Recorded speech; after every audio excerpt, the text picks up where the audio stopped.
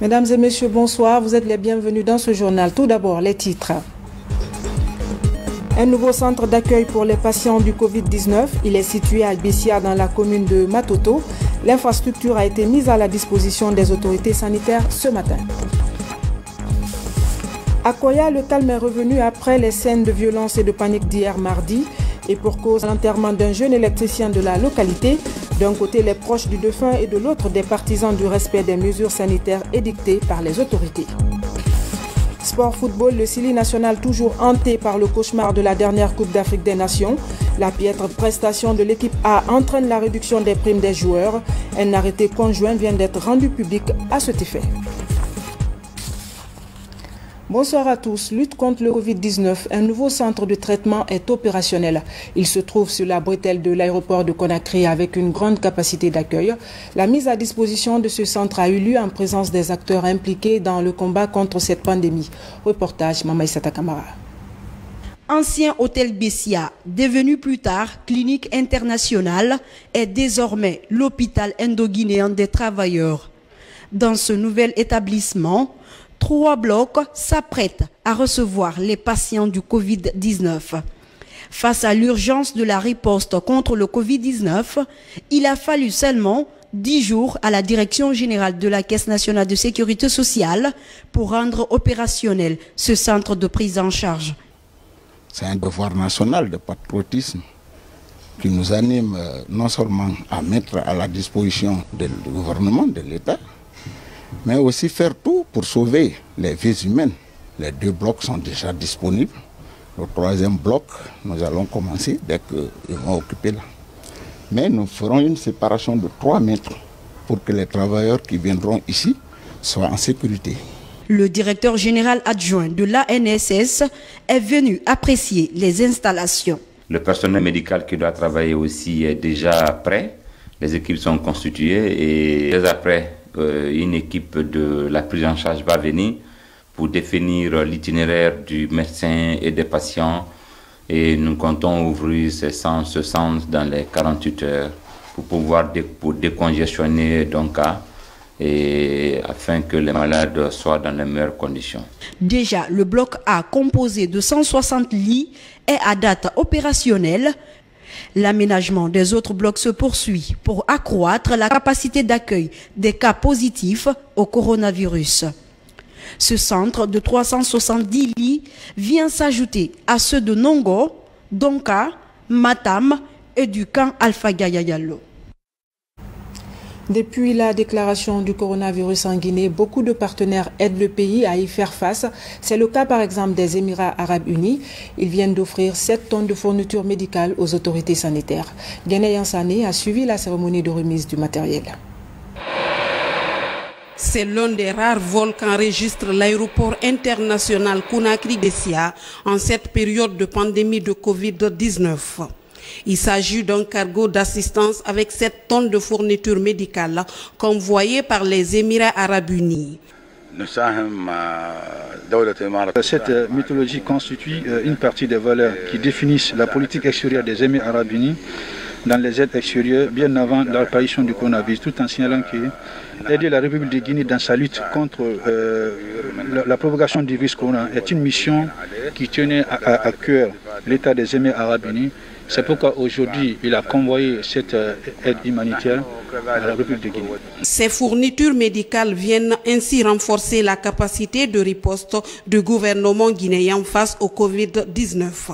Je voudrais, au nom du chef de l'État, le professeur Alpha Condé, le président de la République, et au nom de son Excellence, Monsieur le Premier chef du gouvernement, Dr Ivan Kassori Fofana, exprimer ici à l'endroit du peuple des Émirats arabes unis toute notre sincère gratitude à leur endroit pour cet important geste qui vient ici appuyer l'effort du gouvernement dans le cadre de cette riposte contre cette pandémie de Covid-19 et également leur assurer que cet important don constitué de produits médicaux seront utilisés à bon escient.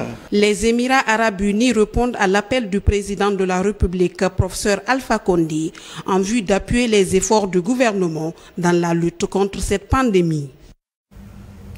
On ne le dira jamais assez, la meilleure façon de lutter contre le coronavirus, c'est la prévention. L'Agence nationale de sécurité sanitaire recommande les gestes barrières pour éviter la maladie. Mais à côté, il y a d'autres outils comme le gel hydroalcoolique dont la production locale est en plein essor actuellement dans le pays. Reportage Ansoumane Toumani Camara. La propagation du Covid-19 a créé un accroissement des besoins en gel hydroalcoolique dans le monde, ce qui a aussi occasionné une flambée des prix de ces désinfectants. En Guinée, des initiatives permettent aujourd'hui de faire la production locale du gel hydroalcoolique. Une équipe de jeunes spécialisée dans la phytothérapie produit du gel selon les normes internationales admises. Nous demandons juste que l'État puisse faire la promotion des produits locaux. Vous savez, quand il y a eu la rupture des gels hydroalcooliques sur le marché, les gens appelaient tout de suite partout. Chacun a en quelque sorte activé son réseau pour demander est-ce qu'il y a du gel, Et il y a d'autres pays par contre qui ont interdit l'exportation du gel hydroalcoolique. Et nous par contre on était là, les bras croisés, à attendre que ça vienne. Tout de suite, nous nous sommes mis à la tâche. Il y a des clients aujourd'hui qui viennent prendre chez nous pour aller revendre. Et on a fait de dons aussi, des dons officiels et des dons non officiels. Des produits locaux accessibles à tous pour compenser la crise du gel hydroalcoolique sur le marché guinéen. Parallèlement, Guinée Service Multi produit du savon désinfectant à base de recettes locales et naturelles. 3 types de savons dermatologiques sortent ici pour les différents marchés du pays. Actuellement, notre capacité de production est de 860 à 863 morceaux par jour. Mais nous pouvons faire plus. Pour la qualité du gel hydroalcoolique, Guinée Service Multi dit se conformer aux normes édictées par l'Organisation mondiale de la santé. Ces recettes de l'OMS aident à ce jour plusieurs professionnels à fabriquer la solution hydroalcoolique dont le stock est en rupture dans beaucoup de pays. À Koya, les esprits se sont échauffés hier mardi et pour cause, l'enterrement d'un jeune électricien de la localité est à la base de ces affrontements. D'un côté, les proches du défunt et de l'autre, les partisans du respect des mesures sanitaires édictées par les autorités. Explication Mangué Dantouma-Souma. Dans la nuit de lundi à mardi au centre-ville de Koya, un jeune stagiaire de EDG est fauché à la fleur de l'âge. Mbemba Bangoura, à 25 ans, est mort électrocuté sous ce poteau pendant qu'il effectuait un dépannage. En situation d'urgence sanitaire, l'enterrement du jeune Mbemba Bangoura a mobilisé une foule compacte qui a attiré l'attention des forces de l'ordre. Nous étions au derrière pour faire l'enterrement. C'est la femme qui était au bord de la route, quoi. Donc après les informations, ils se sont vus 2 pick-up policiers. Ils sont venus, ils se sont arrêtés devant eux. Ils avaient les fouets. Tu sais, les femmes, eux, ils sont peureuses. Donc, certaines parties de la femme, ils se sont fuis vers nous. Mais nous qui étions au derrière pour faire l'enterrement, on ne comprenait rien. Certains parmi nous aussi les suivent. Certains sont blessés. Il y en a eu qui sont... C'est-à-dire, il y en a eu qui ont perdu leur téléphone là-bas, beaucoup de choses. On était surpris ce matin de la réaction des jeunes de la commune urbaine qui ont barricadé les routes tout en accusant d'un comportement néfaste de la police, alors que ce n'était pas de la réalité. Les motards qui sont sortis le matin, c'est moi qui ai dit aux gendarmes, allez-y vérifier s'ils ont outrepassé les mesures. Faites-les rentrer en attendant que l'autorité me donne son accord. Si l'autorité me donne l'accord, là, il n'y a pas de problème, je les libère. Et je suis en train de négocier. Alors les gendarmes étaient partis effectivement pour ça. Et au retour, en allant derrière, ils ont trouvé un attroupement. Et ils ne savaient pas qu'il y avait un problème de décès. Ils ont dit, ah, pourquoi ce regroupement-là? Qu'est-ce qui se passe ici? Qu'est-ce qu'il y a? Les femmes qui étaient assises, pendant que les autres faisaient l'enterrement de derrière, se sont levés en partant, sortez pas. Alors tout le monde a fui sans rien comprendre. L'enterrement finit dans les conditions agitées, les jeunes en colère se livrent à des actions de désobéissance civique à travers la ville. Les forces de l'ordre n'ont pu ramener le calme qu'aux environs de 20 heures. Retour à Conakry avec ce geste humanitaire de la première dame de la République. Plusieurs familles à faible revenu dans les communes de Dixine et de Ratoma ont bénéficié de denrées de grande consommation.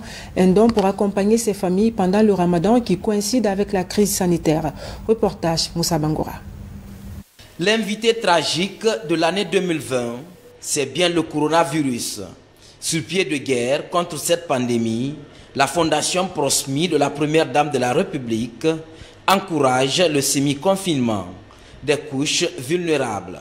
Dans les quartiers Cameroun et Kamayenne, elle distribue des kits d'aide d'urgence alimentaire aux foyers à faible revenu. Un élan de solidarité de Hadja Guéné Kondé pour aider ces familles à affronter ce Ramadan, chamboulé par le Covid-19. Nous remercions la donatrice, Madame la Première Dame de la République, Hadja Guéné Kondé. Ce geste, en cette période de Ramadan, doublé du Covid-19, va beaucoup nous aider. Nous prions Dieu qu'il nous épargne de cette maladie. Les lots sont composés de 50 kg de riz, d'un bidon d'huile de 5 litres et des produits hygiéniques. Cet acte d'humanisme de la Première Dame de la République devrait soulager les bénéficiaires en ce mois de Ramadan. L'une des recommandations faites aux populations, c'est de rester à la maison pour éviter de véhiculer cette maladie. Les populations, la raison principale qui les pousse à aller dehors, c'est la recherche du quotidien. En les aidant avec des kits alimentaires à la maison, nous sommes convaincus que nous allons contribuer à les maintenir à la maison, donc briser la chaîne de contamination. Dans la commune de Ratoma, l'opération a touché les quartiers de Kipé et Nongo.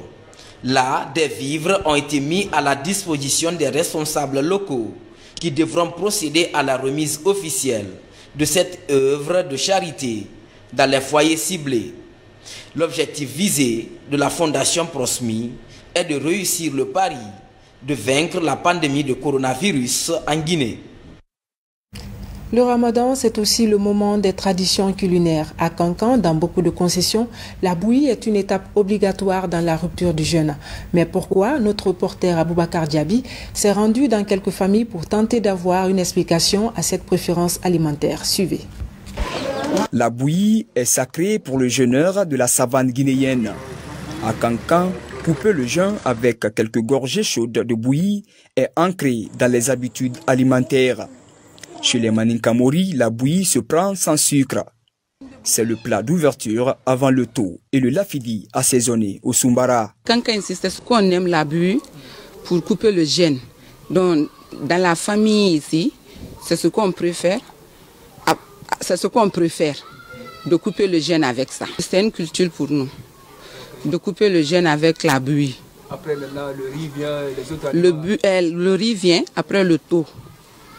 À l'heure de la rupture, dans le quartier mourgoulin de Nabaya, le moni est le premier dégusté. Selon ce père de famille Kaba, cette pape fumante à boule est diététique. Moni, ça dit... Nous coupons le jeûne avec du thau et du riz, mais surtout avec de la bouillie sans sucre. Nous sommes des Manikamori. La bouillie non sucrée que nous buvons à tout instant. C'est ce que nous avons vu faire nos parents. Mais sucrement fait au mandagne parce que vous m'avez la donne. Donc, mon imbé, ça dit anito. Dans cette autre famille, au quartier Salamani, la bouillie est encore à l'honneur. Pendant tout le Ramadan, il est l'aliment le plus consommé. Chez les Tourés, c'est le secret de Polichinelle pour réanimer le corps. À Kankan, la majeure partie des jeûneurs coupent le jeûne avec de la bouillie chaude sans sucre. C'est quelque chose qui est ancré dans le comportement de tout un chacun. Il n'y a ni pauvre ni riche dans ça. Tout le monde aime boire de la bouillie, que ce soit le Ramadan ou pas.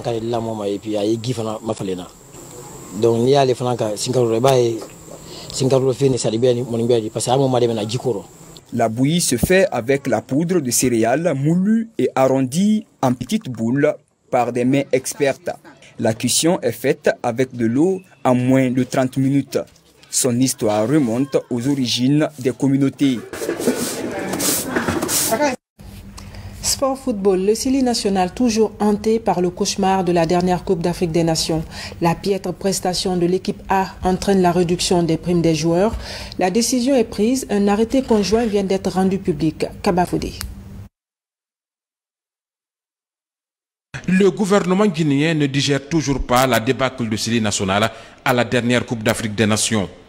Plus de 100 milliards de nos francs avaient été dépensés pour une participation piètre, sanctionnée par une élimination qualifiée de honteuse en huitième de finale. Au regard des dépenses effectuées et des résultats obtenus, la révision de l'arrêté conjoint ministère des Sports, Économie et Budget fixant le montant des primes allouées aux sélections nationales s'est imposée comme nécessité. Si vous faites le calcul, les joueurs qui ont eu à faire toutes ces étapes se sont retrouvés avec une valeur de 63 000 $. Avec cette élimination. Donc, la mission d'audit a jugé nécessaire de revoir complètement ces primes. Ces différentes primes, désormais réduites à presque 35%, concernent les équipes nationales masculines et féminines de football des catégories seniors, locales, juniors, cadets et espoirs. Pour la mise en application de ce nouvel arrêté, des mesures ont été prises, notamment l'éclatement en deux du staff en encadrement technique et en encadrement d'appui pour un meilleur traitement des vrais acteurs sur le terrain.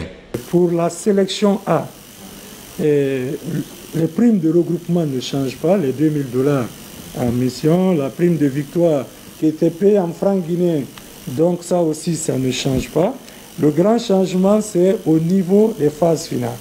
Donc la prime en phase finale, si vous prenez la prime de qualification qui était de 30 000 $, et ça c'est réduit maintenant à 20 000 $, tout le groupe bénéficiait des primes au même pied d'égalité. Et cette fois-ci, il y a un changement. Cette décision de traiter désormais différemment les éléments d'un même groupe fait débat dans le milieu sportif.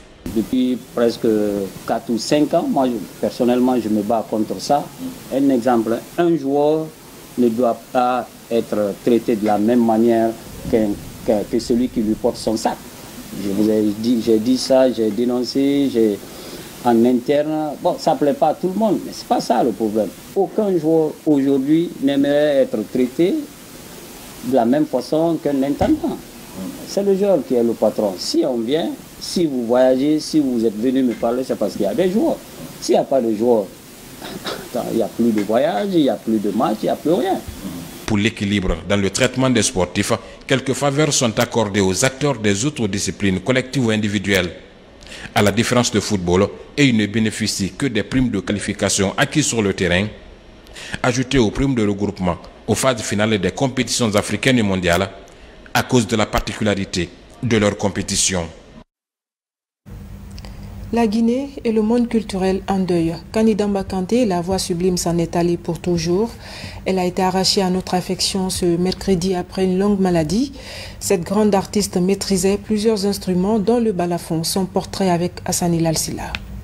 Fille d'Elhaj Moussa et de Hadja Sona, Kani Damba Kanté est issue d'une grande famille griotte conservatrice de la tradition.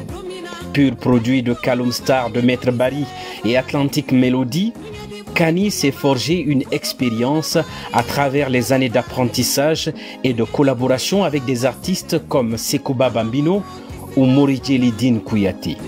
Mais la carrière artistique de la voix sublime démarrera véritablement en 2005 avec son album solo Kala, composé de 8 titres qui le fera connaître du grand public. Le vent en poupe, elle se rendra en 2006 en France pour l'enregistrement d'un second album intitulé Ikolomani Kanama.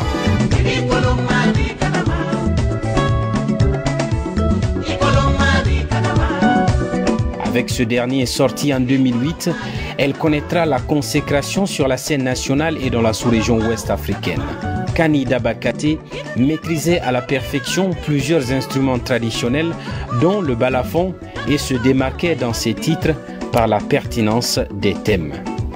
Chanteuse et artiste dans l'âme, Kani la diva chantait aussi bien en Soussou, à Maninka qu'en Diakanké et se préparait activement pour un troisième album qui ne verra pas le jour. Après de longues années de lutte, la maladie a finalement eu raison d'elle. Les cérémonies funèbres auront lieu demain jeudi. Paix à l'âme de Kani Damba Kanté. Amen. Et puis, Covid-19 et le décompte des cas, la Guinée a enregistré un total de 1856 cas confirmés, dont 597 guéris et 11 décès. Pour ce mercredi 6 mai, on dénombre 45 cas confirmés, 99 guéris et 1 décès. Voilà, mesdames et messieurs, c'est la fin de ce journal. Je vous remercie de l'avoir suivi. Prenez soin de vous, respectons les gestes barrières pour freiner la propagation du Covid-19 en Guinée. Bonsoir et à demain.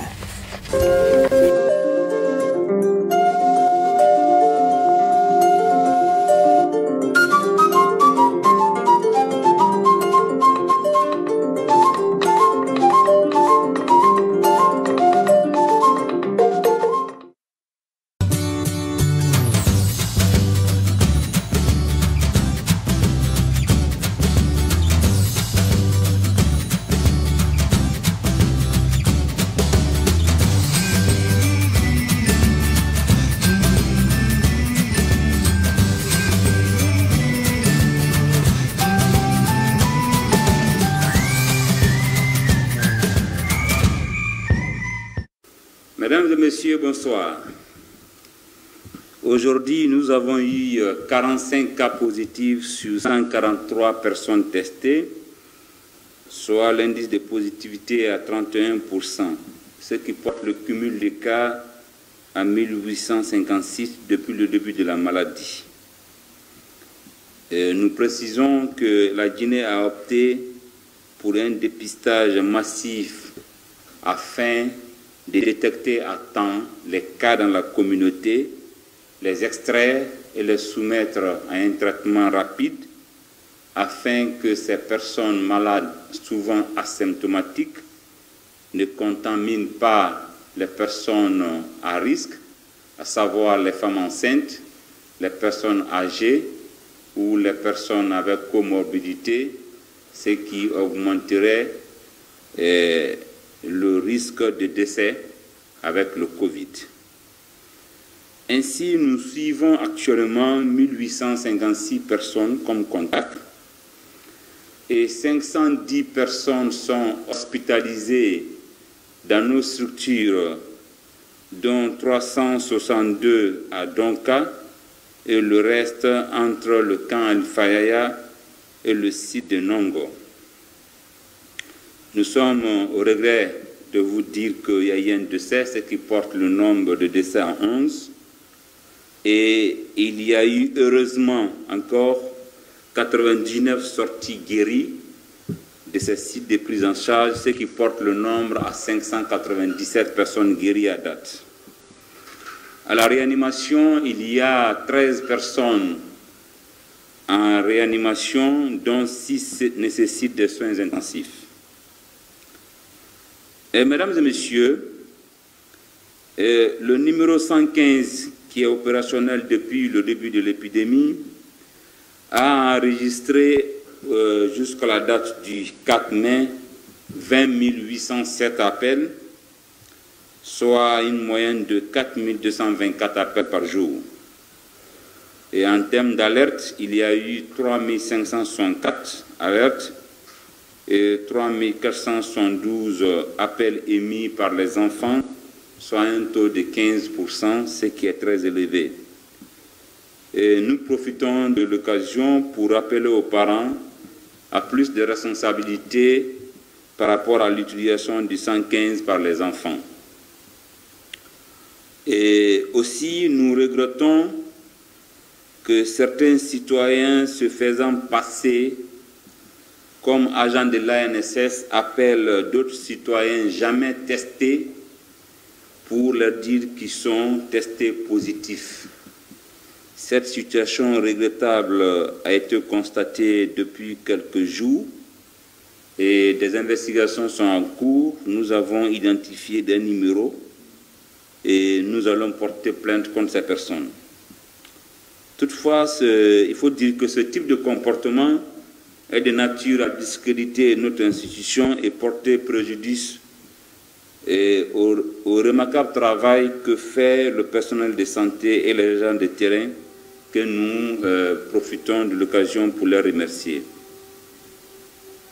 C'est aussi l'occasion pour nous de demander à chacun et à chacune de signaler tous les cas suspects de Covid en appelant le 115 gratuitement, qui est fonctionnel 24 heures sur 24.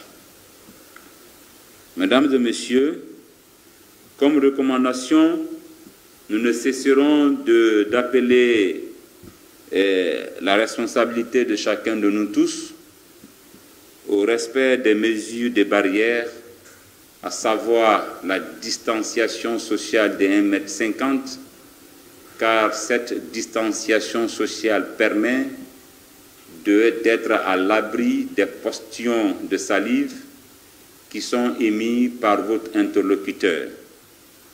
Aussi, nous insistons sur le port du masque et chaque fois que vous êtes en face d'un interlocuteur, ne doutez pas et n'ayez pas trop de confiance pour dire que ce monsieur ne présente pas des signes, car Covid aujourd'hui, nous avons assez de cas qui sont asymptomatiques. N'ayant pas de signes, c'est le test qui décèle si la personne est positive ou non. Donc ce masque à la fois protège celui qui porte et protège votre interlocuteur qui est en face de vous. Et l'autre mesure, c'est le lavage quotidien des mains, le lavage régulier des mains, toutes les fois que vous touchez quelque chose. Et bien que le salut étant en ce temps-ci déconseillé, toutes les fois, lavez-vous les mains parce que ça permet d'éliminer physiquement le virus sous les mains et éviter de se frotter le visage sans que les mains ne soient lavées. Et parce que si le virus est là-dessus, vous l'envoyez directement vers les portes d'entrée. Aussi, le regroupement, et on ne cessera jamais de le dire, le virus, l'homme est le vecteur. Donc, lorsque deux personnes se retrouvent, c'est qu'il y a une exposition. Donc, le regroupement de 2, 3, 4, 5 est très déconseillé en ces temps-ci. Si vous êtes obligé de vous regrouper, faites en sorte que vous observiez la distanciation sociale de 1,50 m et que chacun porte le masque pour se protéger et protéger son voisin. Et la dernière mesure en vigueur, c'est les limiter ou interdiction de voyage vers l'intérieur du pays. Nous savons que c'est difficile en ces temps-ci et c'est contraignant, mais il faut aussi reconnaître que le risque de Covid à l'intérieur du pays serait dû certainement au voyage. La maladie étant à Conakry, si la personne n'a pas été testée, lorsqu'elle se déplace vers l'intérieur du pays et qu'elle tombait malade, elle exposerait ses voisins, donc importer la maladie à l'intérieur du pays. C'est pour cela que cette interdiction est faite. Et les barrages filtrants qui sont mis autour de Conakry travaillent d'arrache-pied pour appliquer ces mesures. Quant aux concitoyens qui sont à Dubreka et qui sont à Koya et qui sont obligés de venir travailler à Conakry et se retourner tous les jours, il est souhaitable que ces travailleurs de ces ministères ou de ces entreprises s'adressent au ministère de la Santé et qui va analyser et mettre en place des procédures ou bien de documents permettant à ces travailleurs de venir travailler sans en abuser de cela. Et nous ne cesserons jamais de dire que la combinaison de ces 4 moyens, à savoir le port du masque, la distanciation sociale de 1,50 m, le lavage des mains et la limitation ou l'interdiction du voyage à l'intérieur du pays, si cette combinaison est bien faite, on se protège à 95% et ces mesures seront efficaces à 95% pour se protéger et éviter la propagation de la maladie vers l'intérieur du pays. Enfin, nous lançons un message à tous et à tous que le service de santé, sous la clairvoyance du gouvernement, avec le leadership de M. le Président de la République, qui même aujourd'hui a fait venir une quantité importante d'équipements et d'intrants des Émirats arabes unis, et que la chaîne de solidarité aussi continue suite à son appel, et qu'avec tout ceci, nous, services de santé, nous travaillons d'arrache-pied afin que nous contrôlions rapidement cette maladie, cette pandémie bien sûr, pour que les activités reprennent. Et nous comptons sur l'implication de tous et de toutes pour que nous puissions mettre fin au Covid-19 en Guinée. Et que Dieu bénisse la Guinée et les Guinéens. Merci. Ensemble, stoppons le Covid-19.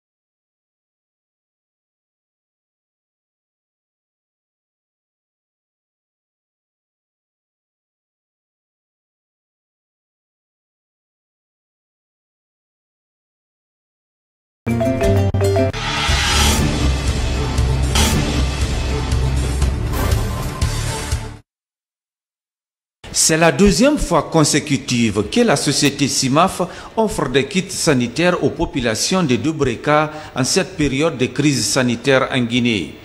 La localité qui abrite les installations de cette société de ciment, les briqueteries et les sièges des différents quartiers du centre urbain de Dubreka constitue la première cible de cette opération de distribution gratuite de ce kit de lavage des mains.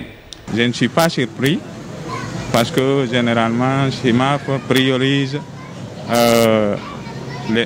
les clients. Donc je suis vraiment content, ému.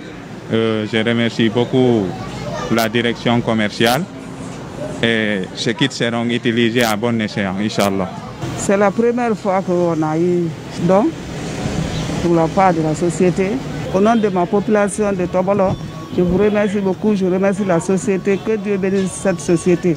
On va partager au Carrefour, les marchés, on va donner aux populations, on va les servir, on va les donner. Les donateurs se sont rendus ensuite au centre-ville de Dubreka. Là également, ils ont remis un autre lot de kits sanitaires aux autorités préfectorales. Une action de solidarité pour aider à contrer la chaîne de propagation du coronavirus. Comme vous le savez, aujourd'hui, nous sommes où le monde est touché par cette pandémie qu'est le Covid-19. Alors, CIMAF n'a pas voulu rester à la marge de cette riposte. C'est pourquoi la direction générale CIMAF Guinée, en connivence avec sa direction générale au Maroc, s'est dit qu'il faut aider la population guinéenne. Et cette population guinéenne, en l'aidant, c'est quoi? C'est de penser un peu à son environnement de travail. Donc on s'est dit que nous allons accompagner la préfecture de Dubreka dans la riposte contre ce Covid-19. Donc notre objectif numéro 1, c'est booster cette maladie hors du territoire guinéen.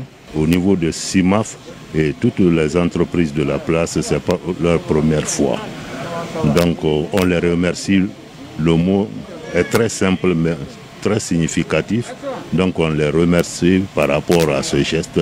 Surtout très important parce que c'est une manière de lutter contre cette maladie.